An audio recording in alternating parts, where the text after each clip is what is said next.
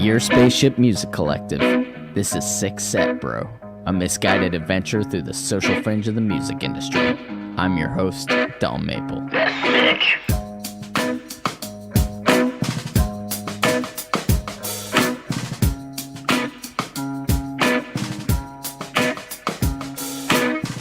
Welcome everybody to Six Set Bro Live. It's Wednesday, it's hump day, and it's episode 53. Call Me If You Get Lost discussion. We're going to get deep into that. Tyler, the Creator's new album.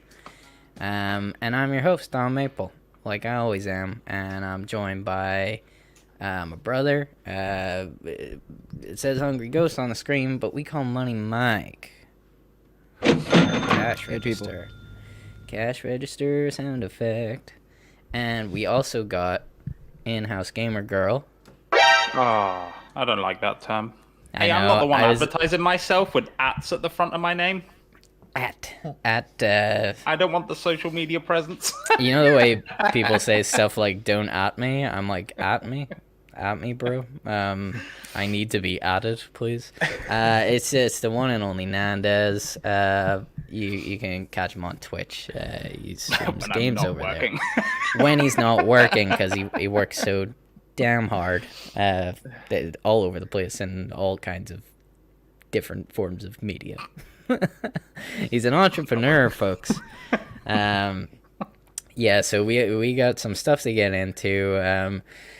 We are gonna, get deep on the old Tyler, the Creator album, Call Me If You Get Lost, that just came out at the end of last week, and so we'll talk about that later in the show. We're going to talk about our track of the day, which you can find on our Instagram.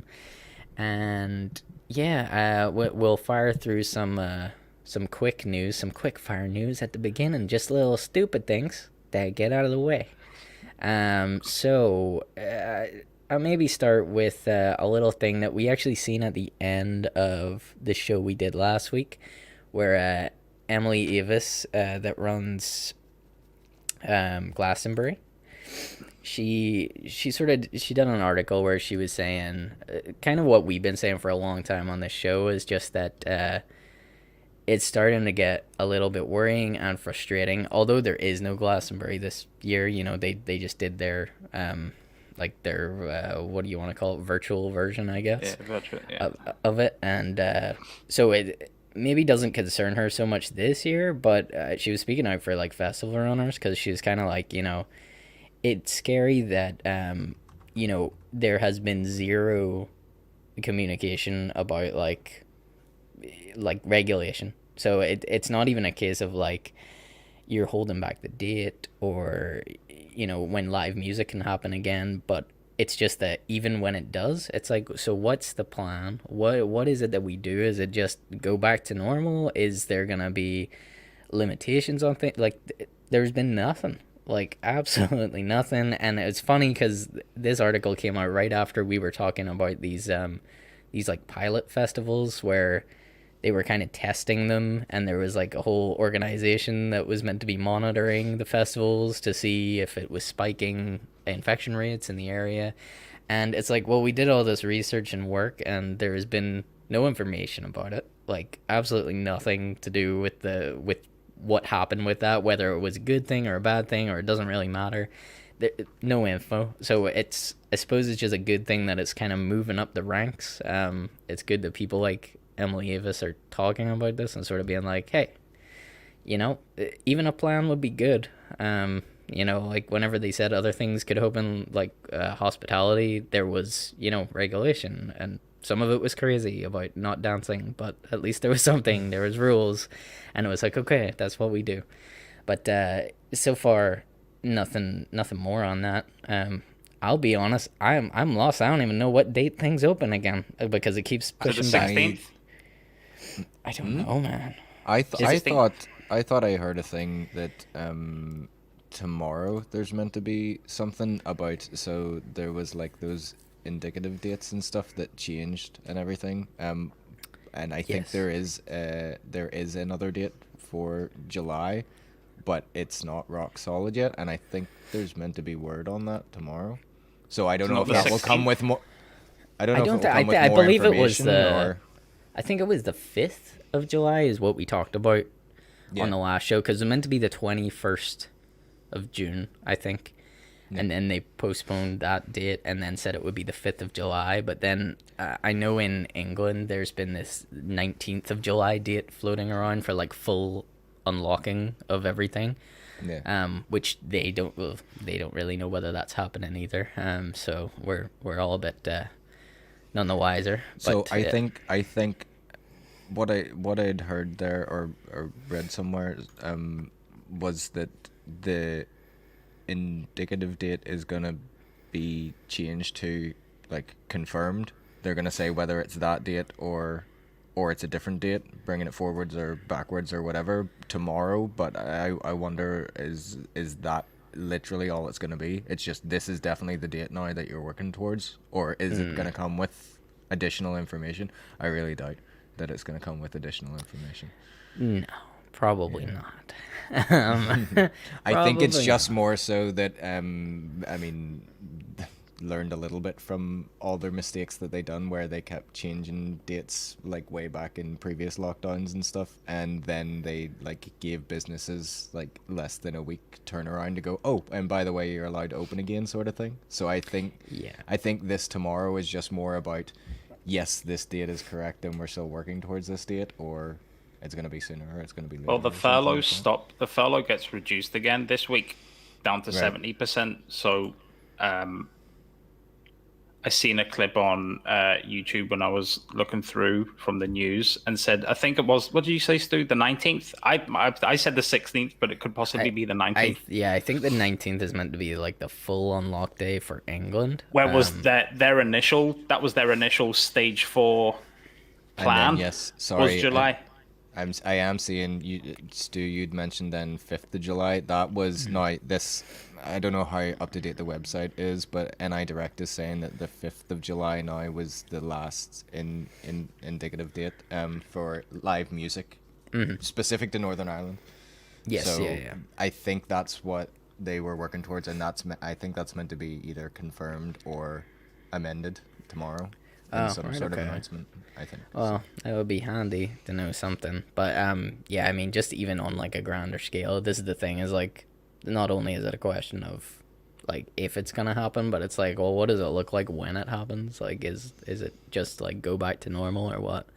Well, Because- frankly, it probably looks like a mess. Let's be honest. yeah, it's probably Everybody gonna get just trying messy. to figure out things, and yeah, it's gonna be a bit of a weird free for all, I think, at the start. And I don't know, like what else can they expect business to do other than like try and put stuff on as safely as possible, unless they, as you say, like give some sort of guidance. You need to be doing this or you need to be doing that. It's just gonna be everybody's own personal opinion about what they think a safe atmosphere is for a gig. You know, and some people will be more extreme and other people will be more laid back about that. Like it really depends on the venue and who's putting on the show and stuff, if there is no guidance to follow. Yeah, I mean, I think they will just because they've done guidance with everything else, but it's gonna be something weird. Like just because everything so far, anything to do with live music, whenever it's came through politicians, has just been like, all right, like no dancing, like okay, I guess. And how is that? How is that related to the whole COVID thing? It's just like a weird thing. It's like music at an acceptable level, and it's like, well, what is that? It's gonna be all this stuff What that is is so that? open to interpretation. Yeah. It's gonna be so vague, as vague as possible that it will be unhelpful instead of helpful.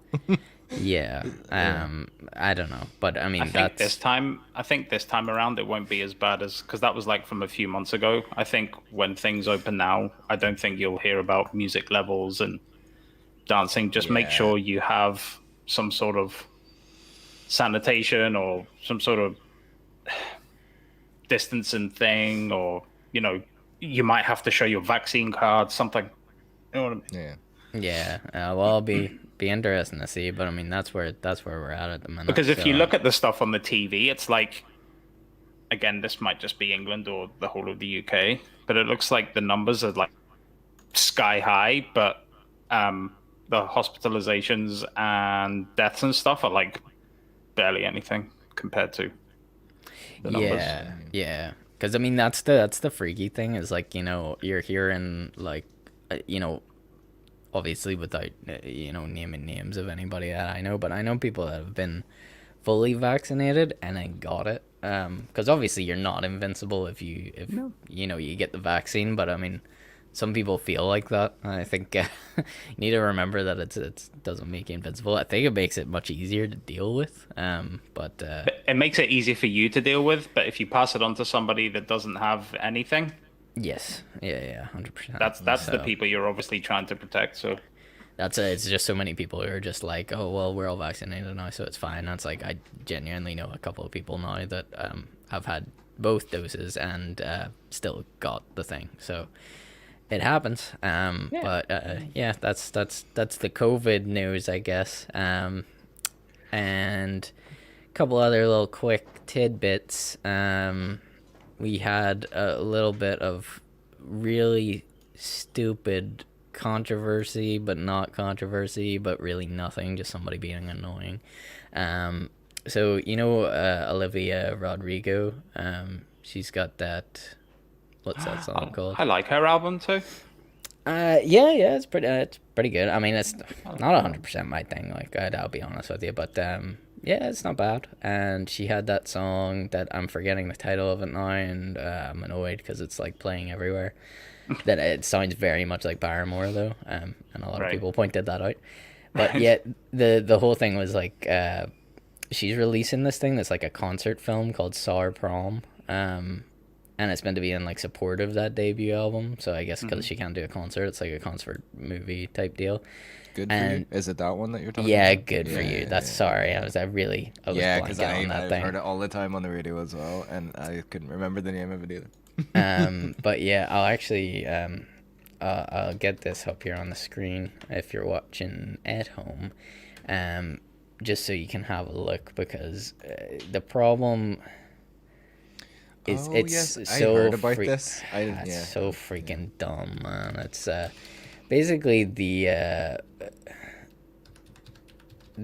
cover of Sour Prom looks a little bit like the cover of an album by Hole, who was fronted by Courtney Love. And whenever Courtney Love has seen this, she started like giving off stink about it, and I'm just like, dude, go away. This is like so not a story, but it's just like another example of how annoying she is. Why even get involved? Hold on, I will share my screen with everybody so you can see. Let's get that up. Boom. Yeah. So I don't know if you can see that. Yeah, I mean, look, they look similar, but this is the funny part, right? So the reason that they they look similar is because like whenever Hole released this, they were quoted as saying that they were inspired by that movie Carrie, where she's at the prom and Yeah. like that movie, right? And it's a like that whole horror movie type thing, and the like blood is thrown on her or whatever. So they were inspired by that for the cover, and they said that back whenever they released this, like years ago. And then Olivia Rodrigo is like, I was inspired by Carrie, and it's like, yep. So, I mean, it's none of your thing, like neither of you, at all. And it's just like, pretty much Courtney Love has came in like she owns this, like Yeah. you're stealing my idea. You And know it's what the just funny like, thing is? go away. I actually thought you were going to talk about another. This is how you know, like, this is how Olivia Rodrigo knows that that she's finally made it. Is whenever all of a sudden she just ends up in all these news stories with people just trying to get laid into her for little to no reason whatsoever. Do you know there's another news story? She's been accused of plagiarism. Did you see that one? What for? Is it for that song? Because people do it's- really think that sounds like Paramore. No, it's not that one. It's actually an Elvis Costello song, and he's came to her defense. Basically, his quote was, "What is it? It's how rock and roll works. You take the broken pieces of another thrill and make it a brand new toy. That's what I did." Yeah, So I mean that is true. That's exactly. I don't know the songs, but it's Elvis Costello and the Attractions "Pump It Up" compared to Olivia Rodrigo "Brutal."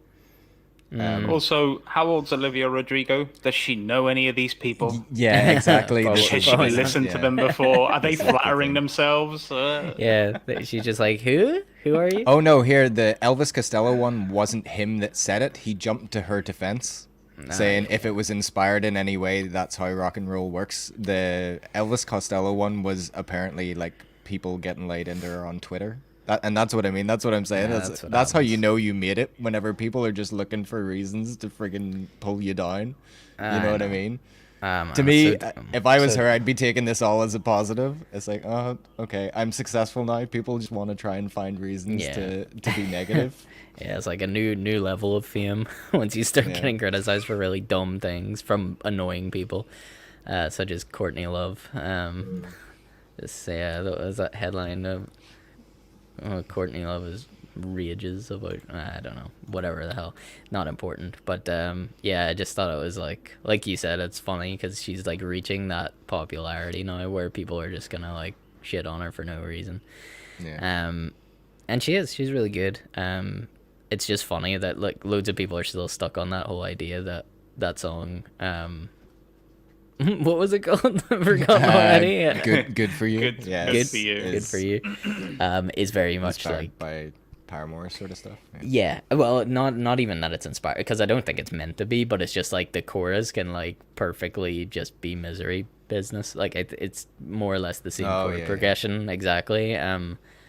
I don't think it's intentional, but people are just like, oh, you want to know why people love that song so much? It's like, do you remember how much they loved that song whenever it came out? It's more or less the same Sure. thing. So I was listening the other day, and I can't for the life of me. I don't know if I've got it right or not, but have either of you guys heard the new Lord song? one time. Is it a George Michael song, or it's definitely a song I've heard before? Like right at the end, whenever it kind of kicks in.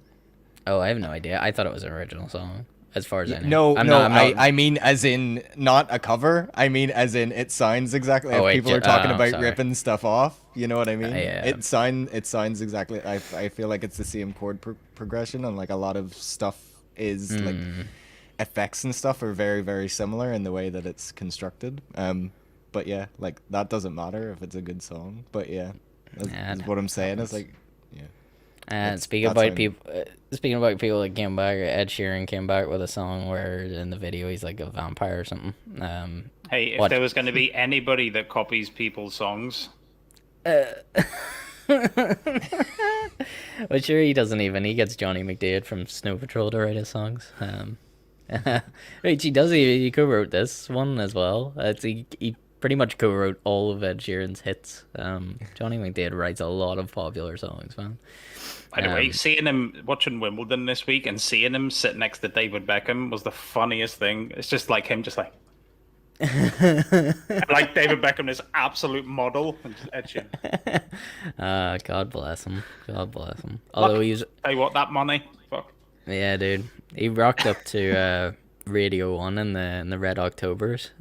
Fucking, he was in like all white, but just had the Red Octobers on it. Yeah, it was. I was like, damn, I want those. I want those shoes. Speaking of shoes, I don't even have this written down in my notes, but I just read this earlier. So, it's been a while. Is it yeah, is it nay? Nobody knows it's yeah. What the fuck was that? Kanye? Was Well- he made shoes out of fucking tree bark now? To be fair, this one really isn't Kanye's fault. So Walmart were selling a shoe that pretty much looks like you remember Kanye's like we made fun of them quite a lot, is really stupid looking Crocs, like his space Crocs or whatever the hell those were. Walmart started selling a shoe like just like it. Obviously like at a ridiculously cheap price, and now Yeezy's suing Walmart for the shoe.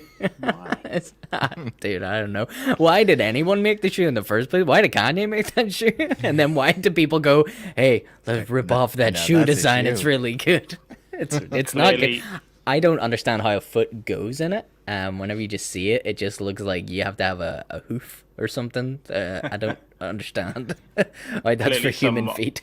older person higher up in Walmart was like, "Hey, what's the kids looking at today?" And then they see Kanye West. Like, Kanye West's a popular guy. Oh, space crocs. I Look like at his space shoes. crocs. What are That couldn't those? possibly work though. See if that lawsuit in any way works for him. Like, surely, like there's layers here. Then Crocs could probably sue Kanye, could they not? You would You know think what I so, mean? yeah. Yeah, you would think so. Like- I don't know what Kanye's is. Kanye's just looks like, it kind of looks like something I can't quite put my finger on, but it's more or less looks like garbage. And I don't mean garbage as in it looks bad. It just looks like some sort of rubber. Something somebody's throwing. away. Yeah, just like something that was meant to like protect your parcel whenever it was delivered to you, and it's just like this random bit of rubber in a really weird shape. And he's like, "I'm gonna put this on a shoe." So yeah, What the fuck was that? Kanye? yeah. And Okay. then Crocs and Kanye shoes can also be sued by the maker of clogs. The whole of Finland. The whole Or- of is it Netherlands? Wait, The let's get this Netherlands. right. I don't know the Danish. We don't want to offend our Finland viewers or our Danish Finnish? viewers. Finnish. Yeah, I think that was my first go-to. I think I knew that somewhere in my mind. I was like, Clogs Finland, just instantly. That'd be a great Um, name. That's a great name. Clogs Finland. New band name. Clogs Finland. I love it. My name is Clogs Finland. Oh man, that's gonna be my new alias if I ever need one. My new alias, like I had an old one. Yeah. So, what else have I got in short, get it out of the way news? Oh, you know what? I could probably do it under the guise of the old SUD, the SUDs. Time to get real mad. Time to talk shit about the things we can't stand. Ain't nobody out there's getting a pass. Smart enough, dumbass. Oh, welcome to Smart Up Dumbass, podcast within a podcast, where we talk about people that are doing dumb things, and we're like, stop doing that dumb thing. That's really stupid. And then we tell them to smarten up, you dumbass. And this week, I feel like there can only be one person, my friends, there can only be one person that goes into this category, and that is Matt Hancock. Woo! Good job, my friend. Jesus Christ. Whoops. Whoops-a-daisy. I need to get one of those noises like wah, wah, wah. You know what makes me laugh the most about the whole Matt Hancock thing? Which I don't know how you wouldn't know, but if you're watching the show and you don't know, he's the health minister, politician, and he got caught because he was having an affair with his aide. So yeah, that was a thing. It's got a lot of layers. Not only is he having an affair, but I mean, he's a health secretary. He gave out COVID regulations, but technically he was breaking those because he was like, making out and stuff. But it was quite funny because my, I seen the newspaper that it was on. I was on like the front page as this massive picture where he's like, he's really going for it. And it was just funny because my wife was like, she hadn't seen it. I can and hear she- your brain ticking over. Like, how do I describe this? He was Oh, yeah, really, well, I don't- really going for it. He was really going for it. He was really going for it, guys. Matty H. So I come home and I said to my wife, I was like, "Oh, geez, you see that whole Hancock thing? Like, what a prick!" And she goes, "Yeah, I seen that, but I mean, like, what it's like, were people just taking it a bit too like out of context? Like, she was assuming what had happened was like he had kissed her on the cheek or something because she only like heard 'Cause about she it. hadn't seen. She yeah, hadn't seen right. anything, and I was like, oh no." oh no, you're gonna want to just see take a this. You're gonna want to see this footage. And it's like, oh yeah, that can't really be misconstrued as anything. It's just, can't really be like, hey, no, it was just a friendly peck. No, I mean they look to make sure there's nobody in the hallway, and then they make out against a door, and he grabs her butt, and it's just like, yeah, there's really no getting away from that. But my favorite part of the whole thing is just the fact that, like, well, first of all, he wasn't getting fired, and then he was resigning afterwards, which we all knew would happen, right? But the most panic that came out of the government over this whole thing was just like, I think we need an investigation about how this footage came to be public. And it's just like everyone in Westminster being like, is there cameras in all the offices? Or is there cameras in all the offices? I think we got to find out who leaked this footage. I think that's really where we need to put the resources into finding that leaker of the footage, the whistleblower. It's like, what if there was top secret government information in these offices? Yeah. And what if what it looked like was me having an affair, but it was actually top secret government information. But if you leaked it, it would kind of just look like me having an affair. Yeah, we should probably look into that and kill that guy that leaked it. But I love that.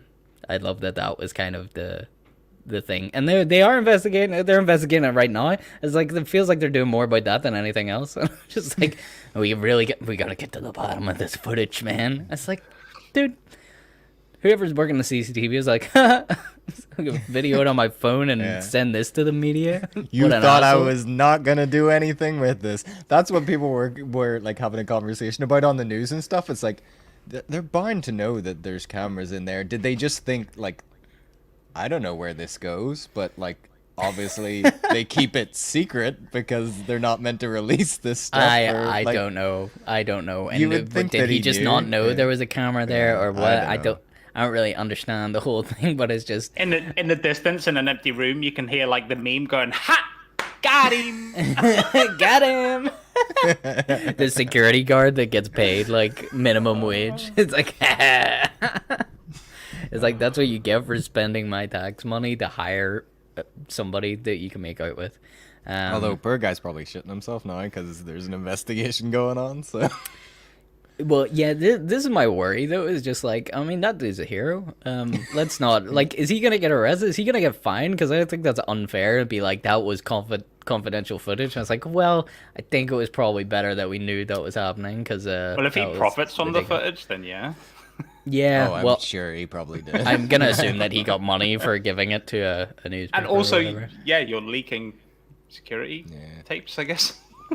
It is data protection, but you know, this is where there's such a data protection is so awkward because of stuff like this. It's like it very much like ousted a man who was doing something very wrong and modern day Robin Hood. Yes, he was a modern day Robin Hood. Yeah, only he wasn't stealing riches to give to the poor. He was just stealing footage to make himself rich and. It's really not Robin Hood at all, is it? It's really not even close. He brought happiness to the people. It's actually doing the opposite. Like, he was kind of ruining people's lives to profit. Yeah, that's not really Robin Hood. That's just a jackass. Yeah, that's fine. He's had a stressful year. He had to let loose. I'm sure he did.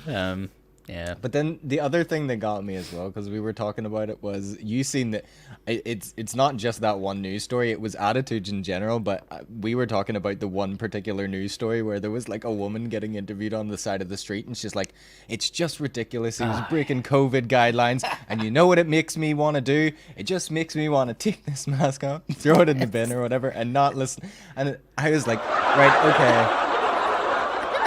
okay, people, for. Just hear me out for 1 second, right? You can't listen to him anymore because he broke the guidelines that he was meant to be pushing. What you want to happen is for him to be fired and then a new health secretary to come in and give you the exact same guidelines, and you'll listen to him because he's trustworthy. No. Just do it because it's the right and the safe thing to do. You don't have to throw your mask out because he had an affair. Yeah, It was wrong. He was breaking his own guidelines. But you should know better. Put your mask on. Keep your mask on. Be safe. I don't Yeah. understand how those two things connect. But then all the news presenters and stuff were hyping that all up. How can we listen to him now? How can we trust a single word this man says? And it's Yeah. like, I mean, whatever, fair enough. But I'm like, We all know that. Yeah, it's he's safer not the only one talking about COVID regulations. It's kind of a global pandemic. He didn't invent safety regulations. He's kind of just in charge of it. And yeah, it's not like we got rid of him and it's like, well, he told everyone. The whole world was going off Matt Hancock's rules, and it turns out he's breaking them. What Yeah. what the hell? Wait, you need to have that. You need to have an affair and get caught to not believe a politician. What? People yeah, that- believe politicians. Surely That- all yeah. of them are liars. I don't know. I feel like you're about to stand up and do like a stand-up comedy routine and be like, I'm sorry. Does it No. take is it gonna take an affair to not believe a politician? I don't believe them 365 days out of the year. I don't know. I can't even But believe the freaking governing body, the WHO. Anyway, don't get me started. good band. COVID stuff. I was listening to some things today. Let's Let's move on. move on. A lot of people don't know that the World Health Organization were a popular rock band back in the 1960s and 70s. Time to get real mad. Time to talk shit about the things we can't stand. Ain't nobody out there's getting past. Smarten up, Matt Hancock. Smarten up, you dumbass, Matt Hancock, and all the people that now don't think COVID's real because he had an affair on his wife. Because that doesn't make sense. That doesn't make sense. Sorry, has Bill Cosby been released? Oh shit! Oh shit! He's loose. He's loose. Gear change. It's like Halloween. You know the Halloween remake, but it's Bill Cosby and he got out. Yeah, if anybody's He's seen back. the trailer for for Halloween Kills, it's like Bill Cosby to be released from prison after court overturns conviction. Oh, okay. That just popped up on my timeline. They There you go. overturned it? So what, did they prove that he didn't do all that stuff? That he definitely did? I I don't guess. know. We're gonna It's have literally... to look into this for next week. Yeah, because I mean, I think there was a pretty substantial amount of evidence. So, I don't know. Yeah, I don't know. So Bill Cosby may be on the loose. We'll report back with that live. we'll keep breaking news. like our man in the field. It's just That like, used to be me. Remember the state of my microphone? oh, I know. Andy used to sound like he was in the field. He was like, sounded like he was like the In a eye in the helicopter? sky. Yeah, Now we have the Namas weatherman. from the chopper. I'm watching. I could see Bill Cosby. Mr. Cosby has jumped the wall, folks. He's jumped the wall. He's pretty sprightly for an older gentleman. Must really want to get out of there and get back to what he was doing. I said, don't matter. What do you always say? Some of the Pudding pop? Pudding pop. I can't do a Bill Cosby. Pudding pop. Okay. Another little tidbit of music news that's kind of just like entertainment news as well. But you know what? Kind of felt bad for the guy. Did any of you guys see this video of Justin Bieber just trying to go to his house? His house. Yeah, he handled it really well though, and I think that's why it kind of I say went viral. I mean, not viral, like, but I mean, it became a popular video because you're like, man, he handled the situation very well because he's like coming back from whatever, I don't know where he was, and he tries to go back to his apartment or whatever, and there's all these girls like outside the door, and they're all, you know, like, Justin, give me, like, give me a hug, give me a picture, give me that, and he sort of just walks up and then he stops for a minute and he's like, I'm trying to remember the exact words he says, but he's like, look, you know, I have you guys been out here long? He's like, look, you need to appreciate that this is my home. It's like, I know that you guys have been out here, and it's like, I love to see you guys all the time, but like, this is my home. This is, you know, whenever you just want to go home and you just want to chill out and you just want to, like, you know, get the rest of your day in. He's like, that's me. I'm just trying to go home. Just, you know, you got to realize that, because the dude's probably been dealing with this since he was like no age at all. Yeah, he handled it like somebody that's been dealing with it for that long. Yeah, it was a pro, and I think that's why people really appreciated it. Although, like, I mean, it's always annoying whenever you see like a backlash of people be like, it comes with the territory, you jackass, and you're like, no, it doesn't. It doesn't have to. If people could just be normal and not stalk you outside your home. Do you know what he could have improved on? He could have improved on his jog up to the door, because that was a stupid run. I was gonna say, I was like, was he trying to run in the house? Because he definitely Was he didn't get there any hungry? quicker. He kept like doing this. He kept. Oh, he's holding his. That's what sexy guys do, Andy. They kind of like go like, I'm sorry, man. I'm sorry. This is my home. This is my home, where I just touch my chest and my pecs.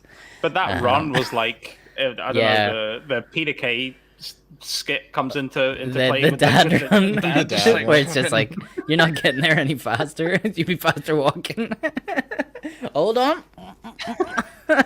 One of these. Yeah, but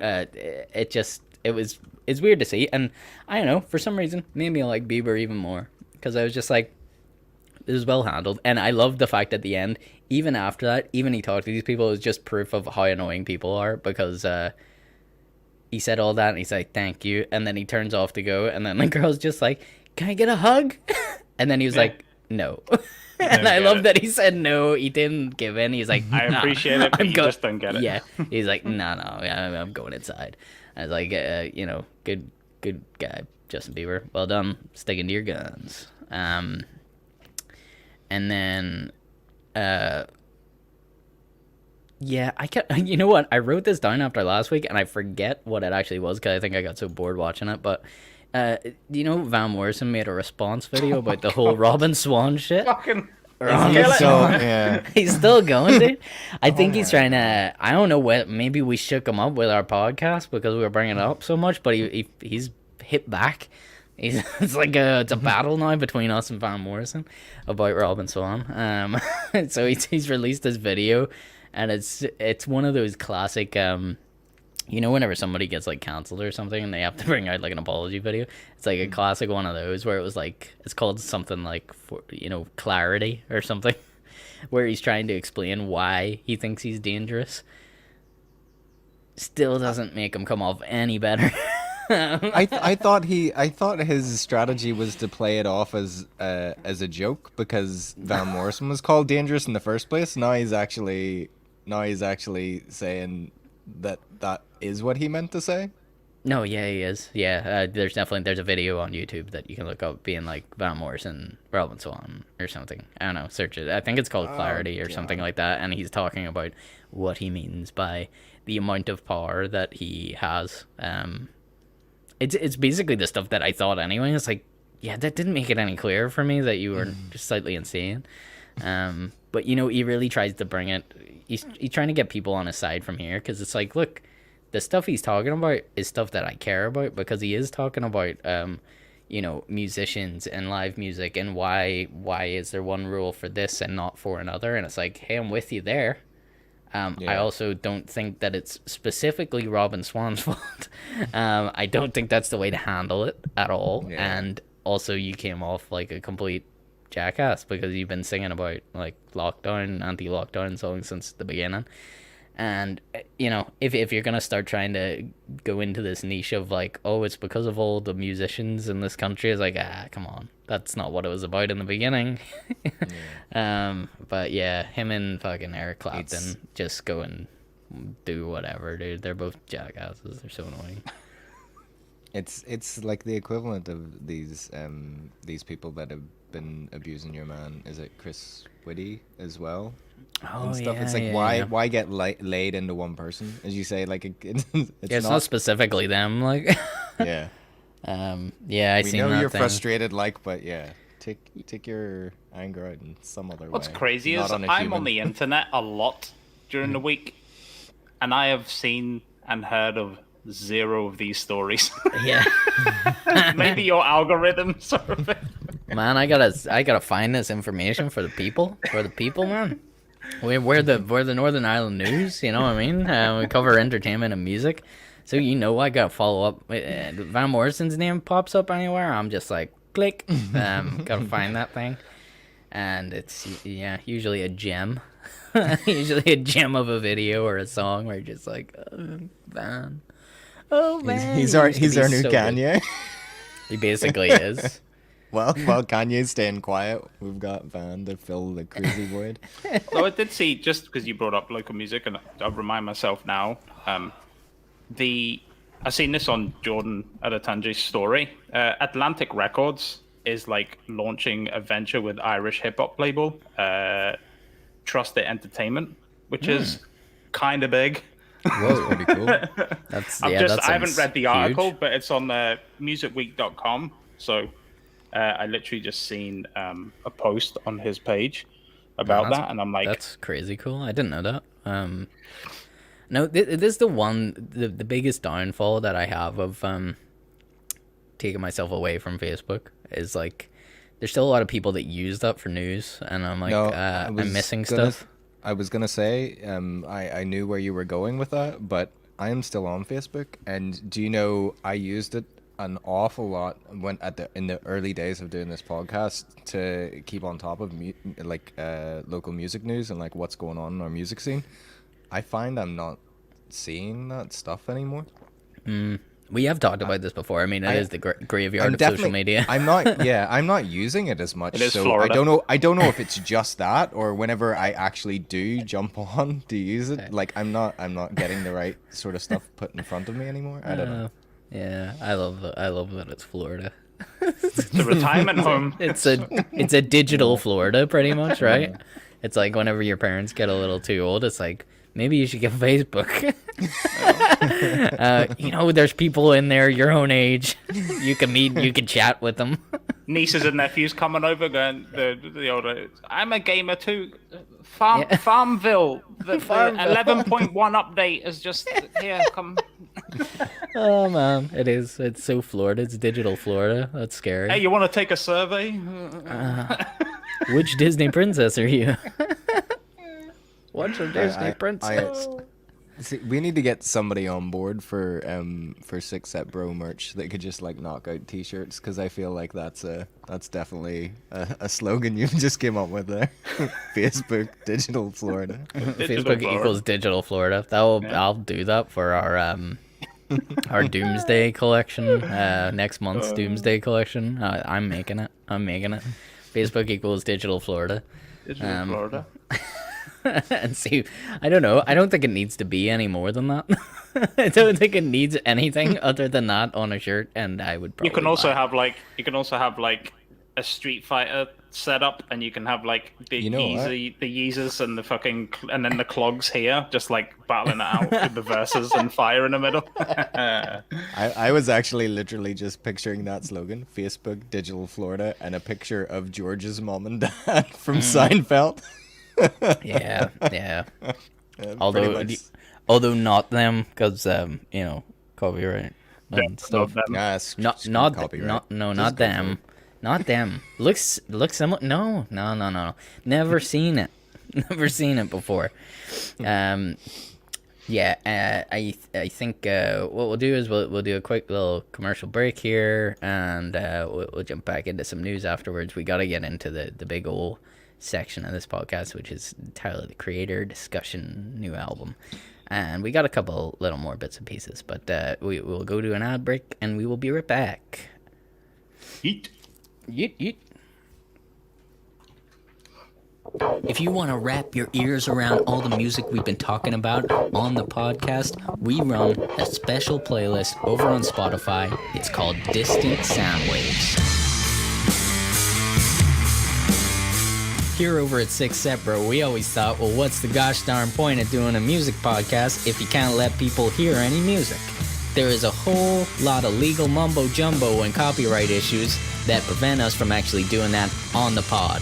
So we thought that was a pretty good compromise. We make a playlist and it gets updated every single month. On the playlist, we have things like all the new singles from local homegrown talent that we've talked about. Maybe some of the bigger artists that we've had conversations about, we'll put those guys on there. Or maybe it's just something new that we stumbled across and we've been talking about on the podcast. It is all there. You can find Distant Soundwaves by searching for it on Spotify, or you can find the links all over our social medias.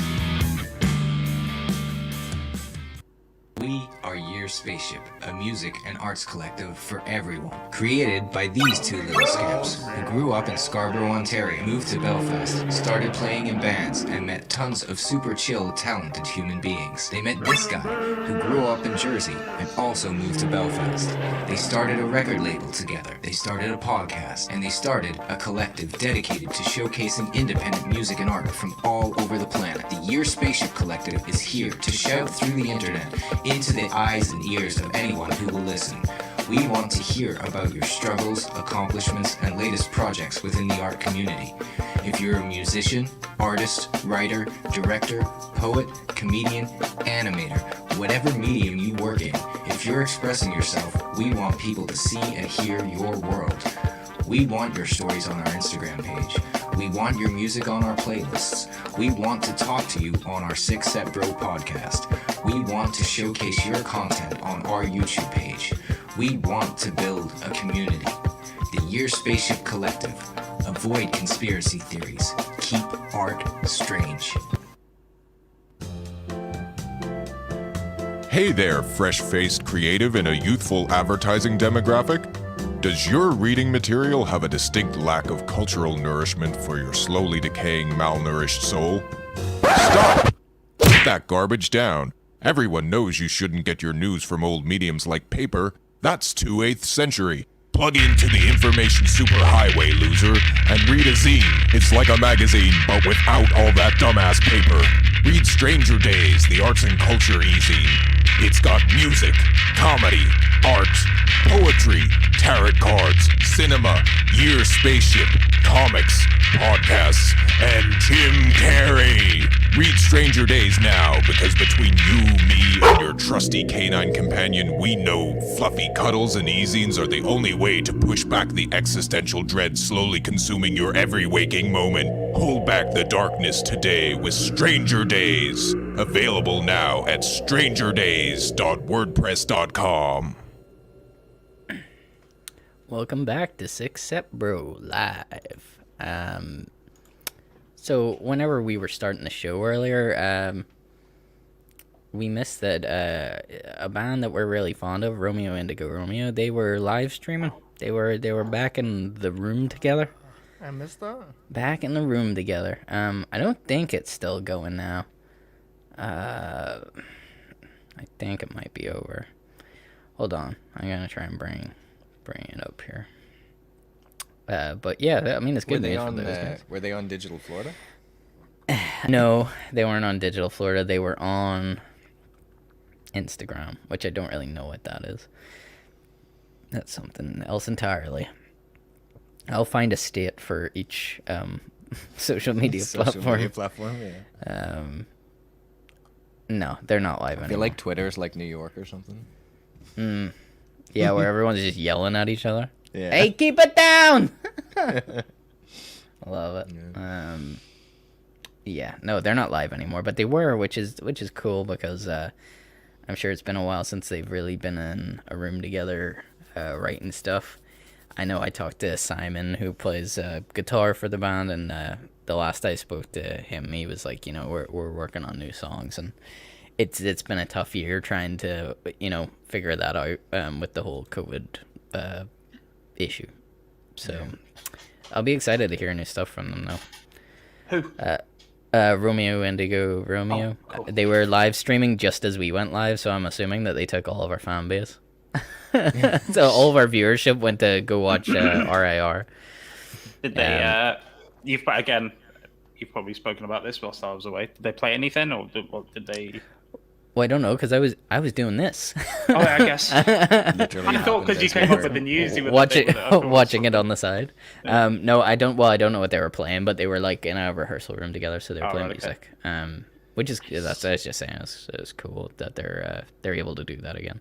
It's just very cool good. in general to see bands like gearing up for live shows and stuff again. It's Whenever yeah. they happen. makes it When they feel a happen. bit more real. I know, but it feels like we're getting there. It's getting close. No, it's there. It's so close. Oh, It's there. so close.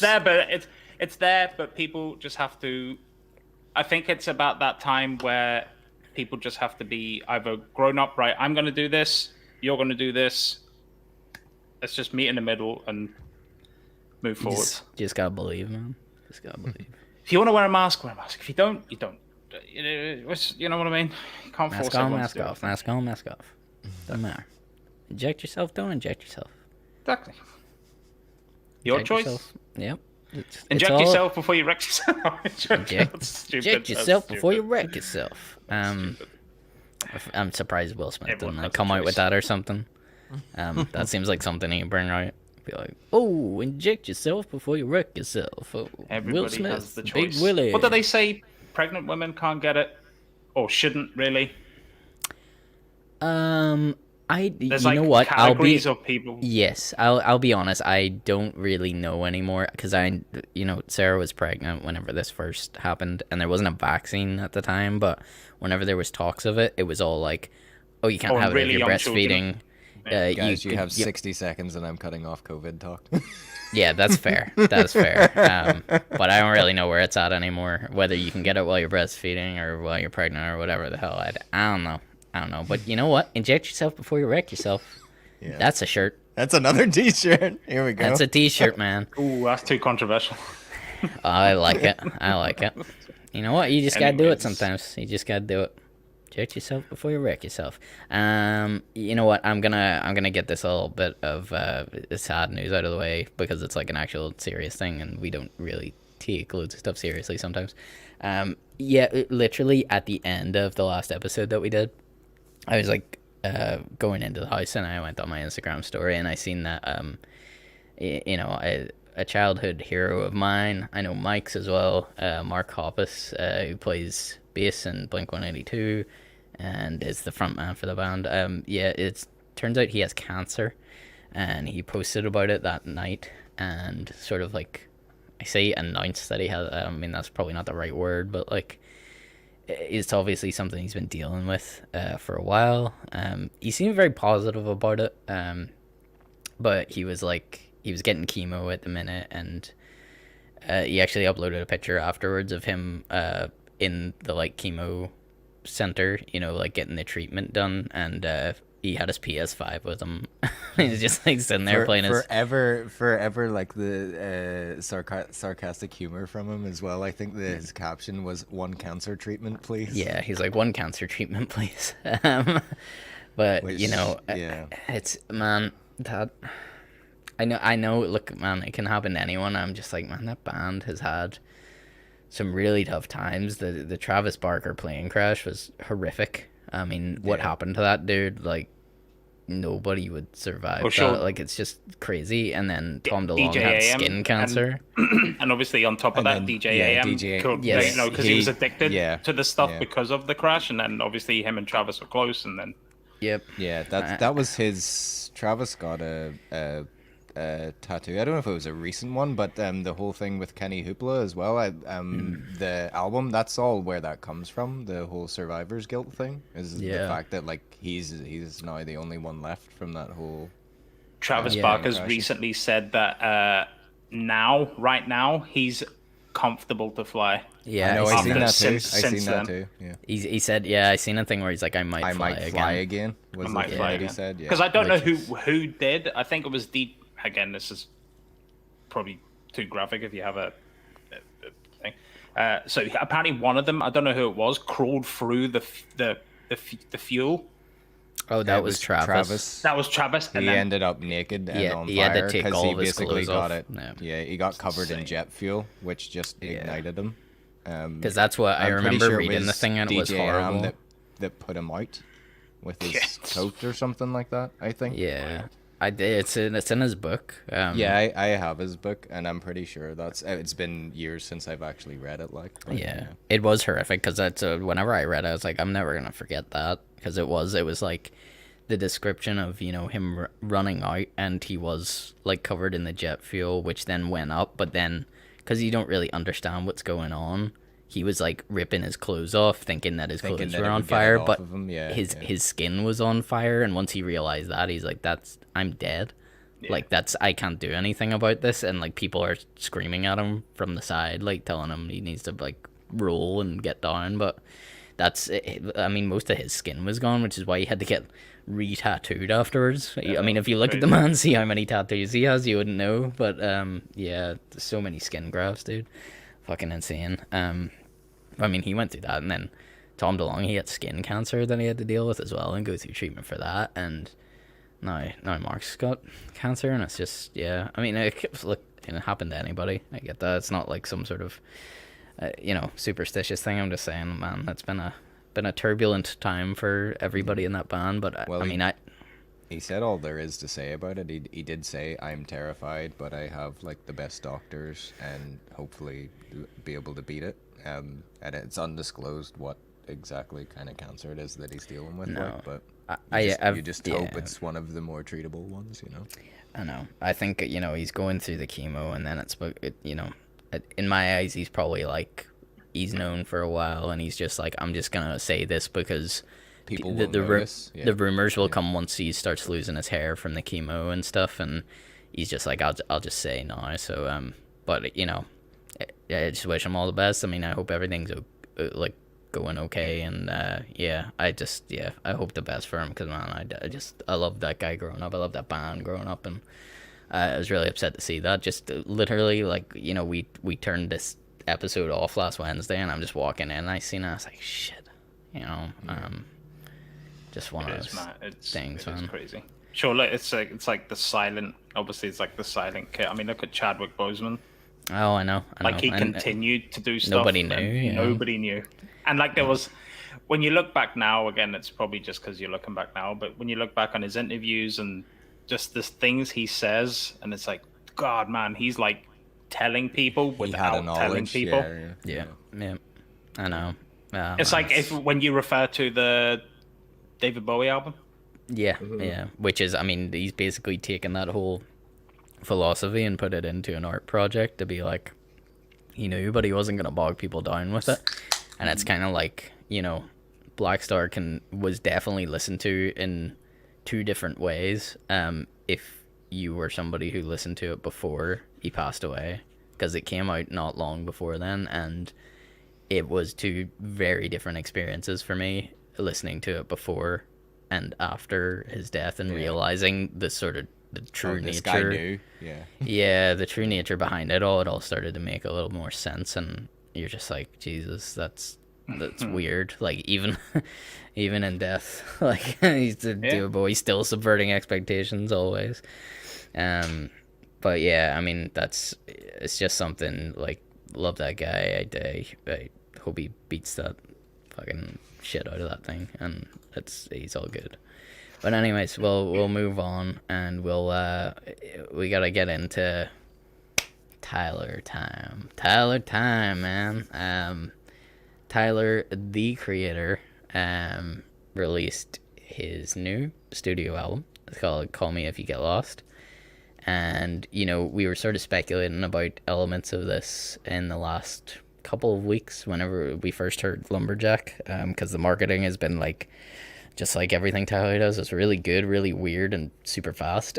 So it just kind of like came at us all out of nowhere. And like, I've been a Tyler fan for a long time, but Jesus, like, so much has changed in the time, like, from whenever I first started listening to him till now, and I very much feel that that's what this record is getting at more than anything.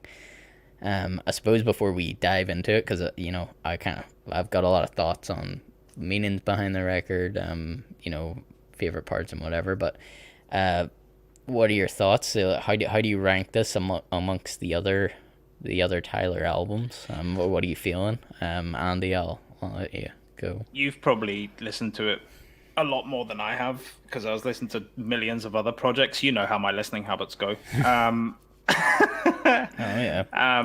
But I have to admit, I was a fan of Tyler from only Flower Boy. That was the first time. And I only listened to that because Lil Wayne was on a song. Yeah. And then I listened to the album and I was like, okay, this album here some of the songs take me back to that. You know what I mean? Like Yeah, some yeah, of the of course. songs take me back to Flower Boy. And then like he produces most of these, right? He Yeah, does yeah. like the Yeah, producer Yeah. as well. Yeah. I mean, a hot take, but I think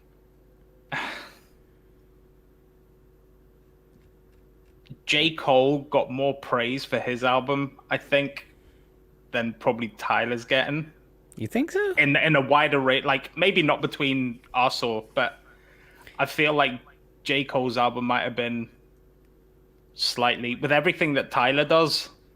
Like the praise of things that they get, it's like I think J. Cole kind of gets more. Maybe too much. I don't know. I think that'll change massively for Yeah. Tyler. I think he's reaching a new level of stardom right now for the stuff that he releases. I think is viewed in a different lens. Ever since like Flower Boy and then like being followed up with Igor. Now, which I was haven't just- given that album a full shot. I listened to some Right. songs the other day. I haven't listened to it right through because, again, my listening habits are dumb. Yeah, but, they change. yeah, I seen an Instagram video that he said he thanked people of how to bring that braggadocious rap back. And he's like, yeah, he's bragging, but why not? Because I'm still, you know what I mean? Yeah, for sure. Yeah. And when I listened to this album, I instantly, because he thanked the guy from Griselda Records, West Side Gun, who's like their figurehead, he's their organizer and stuff. And there was some songs in this album, like, oh my god, Manifesto with Domo Genius, I think his name is. That's literally a Griselda song. Like you could just tell there was inspiration from like the likes of Benny the Butcher and all that stuff, but. Yeah, I love the album. It's typical Tyler. You can tell it's a Tyler sound. Oh yeah, for sure. Like I said, it just reminds me of Flower Boy, like with a touch of the Igor stuff that he done. You know what I mean? Yeah, of course. But again, you're gonna have a way more in-depth take than I am. I'm gonna stick my 2 cents in really quickly because I haven't listened to the whole album. All I've seen is like the singles and some of the videos and stuff. But my sort of thoughts are just that because he came out with a statement recently where he's obviously having to and it kind of reminds me of like the Olivia Rodriguez thing that we were talking about earlier. It's like whenever you get to a certain level and you get really big and then people start picking at you for really weird things, but he felt like he had to address this. He's like, don't get it twisted. Is like, I'm still a rapper and don't be fooled by the wigs and the costumes and everything else.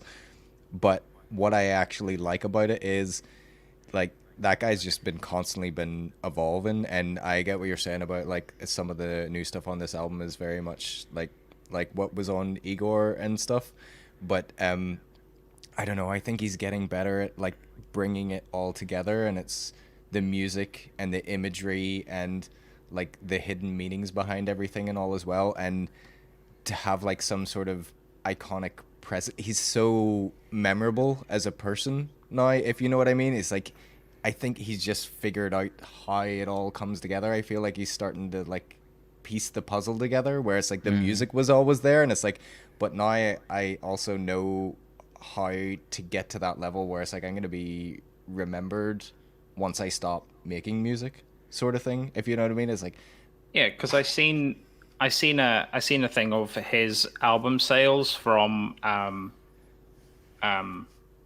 like Igor was like 100 and like was it 154K in the first week, which now with digital streaming them sales are pretty good, and then this one was like 170, so it was higher than Igor, but like Flower Boy was only really like when he was starting to come up, and then you just see the progression of him as an artist, like you said, with sales, with popularity, with his. I mean, that crew. Oh my god, what? I'm blanked. What, Odd Future?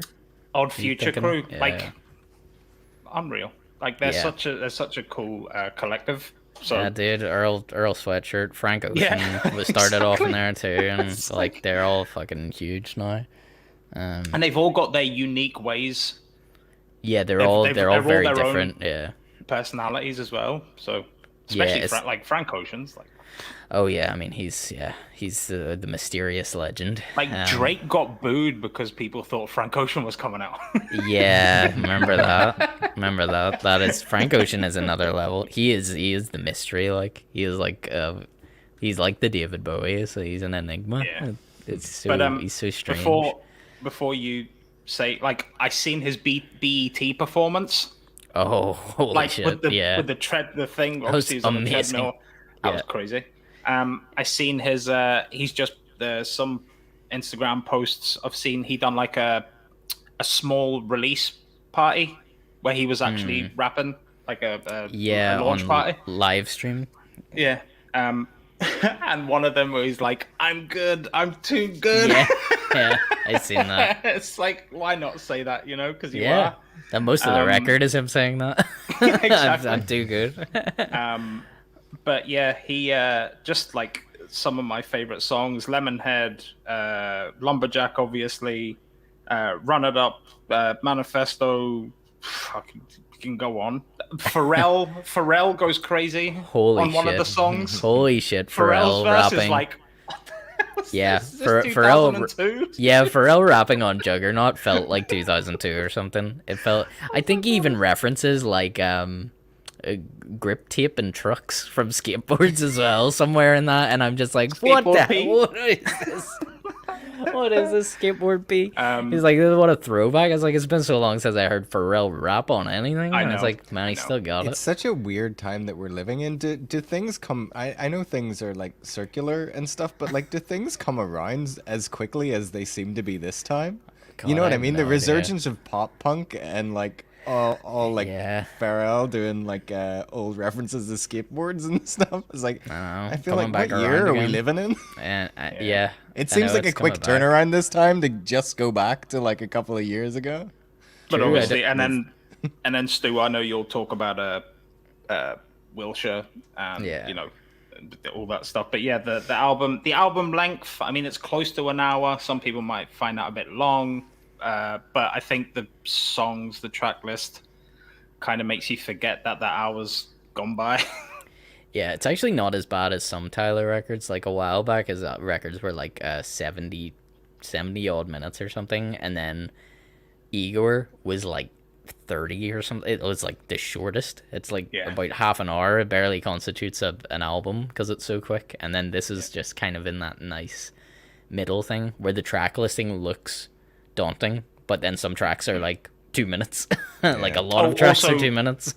Also, the introduction of DJ Drama and the Gangsta Grills thing, because there was a Gangsta tweet that Grizzly.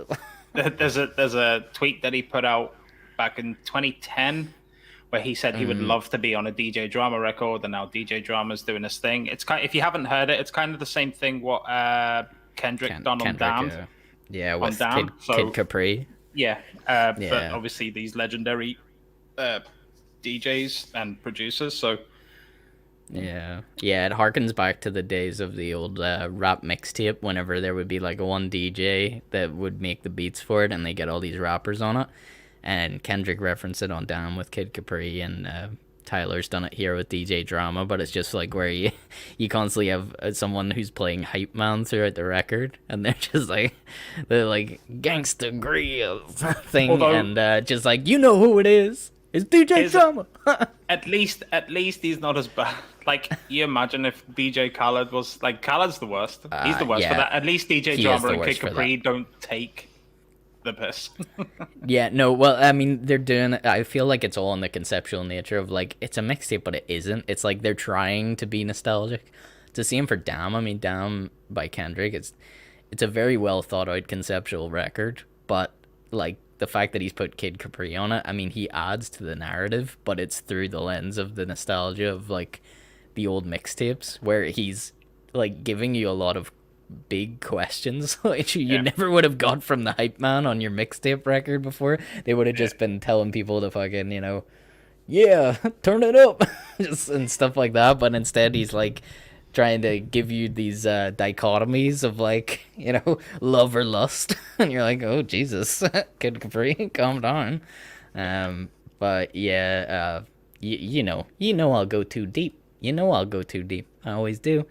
But also, before you say, also No, a sure. lot of this style that I've been hearing, because I almost solely just listen to hip hop music, I do feel that people are going to go, oh, that's a really cool song. And I'll go, well, this lesser known artist here also sounds like this. Oh yeah. But he's getting zero attention. Yes. Well, not zero probably. attention, but commercial attention. Yeah, because I mean this record is very much a like it's paying homage to like a lot of early rap stuff. You said the DJ drama stuff, the Gangster Grills stuff. That like, you know, it he obviously wants it to sound like that to a certain extent, while still sounding like a Tyler the Creator record.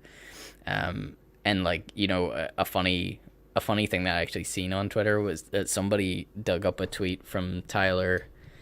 God, it was a long time ago, obviously early days, where he said, why do people keep comparing me to people I don't know? It's like, who the hell is Gravediggers? Right, which is who he sampled on Lumberjack now. Which is you know, we were talking about it last week, or RZA from Wu-Tang, he's like started that group, and it's quite funny that somebody dug up that tweet and he was just like, everything comes full circle. Basically, he's just like, he was like, why'd you compare me to them? Because there's a comparison to be made, obviously, and yeah, he didn't like he kind of didn't like it at the time because he didn't even know who they were, and now he's sampling them on his 10 years recent record. 10 years down the line, Olivia Rodrigo go, oh, that's who Elvis Costello is. Yeah. Oh. Can I get a sample of that? Well, she's saying that she's probably trying to catch up really quickly now that he's jumped in to defend her. It's like, oh, I should maybe listen to some of this guy's songs. All right. Well, Stuart will break it down, folks. I like to dive deep on albums. And this is where we leave you, as Stu well, goes yeah. off on his own 1 hour podcast odyssey. Yeah, I will just go off on a long thing of why you need to listen to the record and why it's good.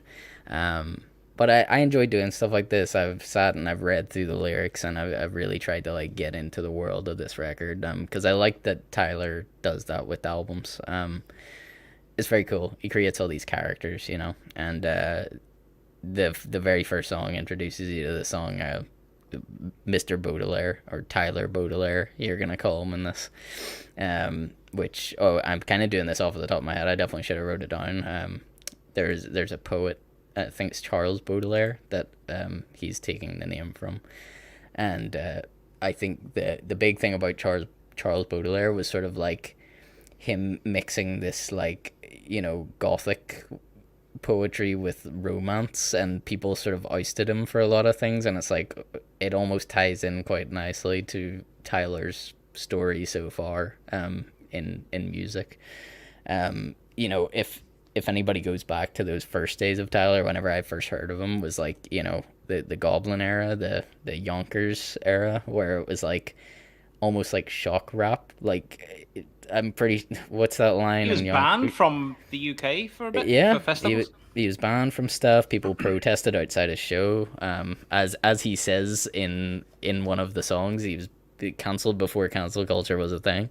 Like, cancelled before it was with Twitter fingers, I think was his word. People protesting outside of shows. And, you know, he had lines like, there's a line on Yonkers, I think it is, about like he's gonna stab Bruno Mars in his goddamn esophagus.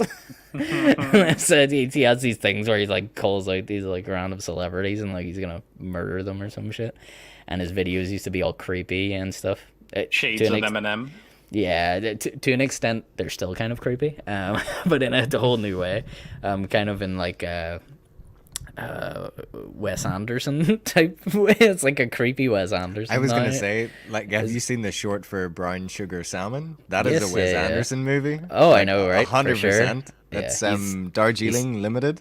The he's train shot. and heavily everything. inspired by him, and it's kind of like I feel like it's some sort of absurdist version of Wes Anderson. Like everything's always so fucking weird, as if his movies weren't Wes weird Anderson enough. like crossed with some sort of horror movie or Yeah, that's what I something. was like Wes Anderson, Alfred Hitchcock shit or something. I don't even know, but yeah. So like early days, Tyler. Yeah, he was saying stuff like that. His videos were like all creepy. He releases an album called Goblin. You know, it's like it's almost like he wanted to be a horror rap type deal. In the beginning, and there were albums after that. There was Wolf, and there was Cherry Bomb, and all through that, although he maintained some sort of that like some vibe of the horror rap, the shock rap type deal, he definitely was changing around a little bit. Which is it's actually referenced on the album and what is my favorite song off Call Me If You Get Lost called Massa, and he has this line about saying it's basically the first section of the verse as soon as the song comes in, where he talks about like puberty hit him late and he was feeling awkward and like his clothes weren't fitting him, and it's like he's in his early 20s and he didn't know what he wanted, and that's why Cherry Bomb didn't sound quite right. But then he references Flower Boy, and he's basically like this whole thing of like, you know, Flower Boy drops and then everybody loved him. You know, like all these people are like, oh, now they all love me after protesting out the shows, and you know, because he showed a different side. Although you've still got people being like, you know, they want the old thing or he's changed. It's like you can't please everyone. But yeah, so then Flower Boy comes out, which you know, the big thing about that record is one, it completely changed the game for what kind of music people thought Tyler the Creator made. It included a lot of instrumental from Rex Orange County, who worked heavily on the album, which is not really someone you would expect at the time to be on a rap record. It's kind of like whenever Kanye would enlist like Bon Iver on stuff, and you're like, whoa, this is cool. Like this is a cool mix of people. And there was also sort of like lines on that record that were alluding to like a form of like bisexuality a little bit, where he was like kind of blurring the lines of what, you know, what people were thinking of him or what kind of person he was, because like Tyler very much wants to stand out of like, look, nobody's like me and I'm okay with that. Like, you know, I'm an enigma and that's fine. Like that's sort of what he wants.